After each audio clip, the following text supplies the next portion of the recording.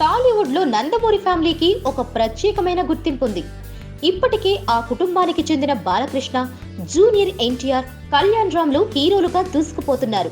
కేవలం నటనకే పరిమితం కాకుండా అటు తాత పేరు మీద నందమూరి తారక రామారావు ఆర్ట్స్ బ్యానర్ పై సినిమాలు కూడా నిర్మిస్తుంటారు కళ్యాణ్ రామ్. అలాంటిది రీసెంట్ గా డాషింగ్ డైరెక్టర్ పూరి జగన్నాథ్ దర్శకత్వంలో నటించిన ism.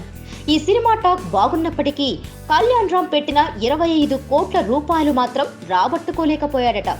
Last year young tiger తో కలిసి పూరి తీసిన టెంపర్ వంటి పవర్ఫుల్ గా ఉంటుందని భావించారు అభిమానులు. కానీ అలా ఏం జరగలేదు.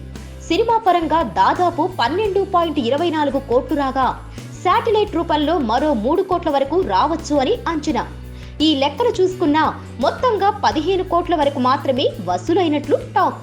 దీంతో కళ్యాణ్ రామ్ కు ఇజంతోనే దాదాపు 10 వరకు నష్టం వచ్చినట్లు తెలుస్తోంది.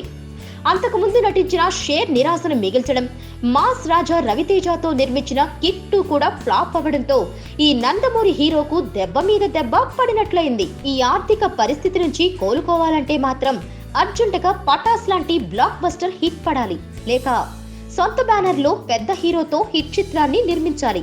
మరి ఈ హీరోని కష్టాల నుంచి గట్టెక్కించే దర్శకుడెవరో చూడాలి. ఇదిలా ఉంటే ఆ మధ్య కాలంలో తమ్ముడు తారక్ తో కలిసి సొంత బ్యానర్ లో కళ్యాణ్ రామ్ ఒక సినిమా నిర్మిస్తున్నట్లు ఒక వార్త బయటకొచ్చింది.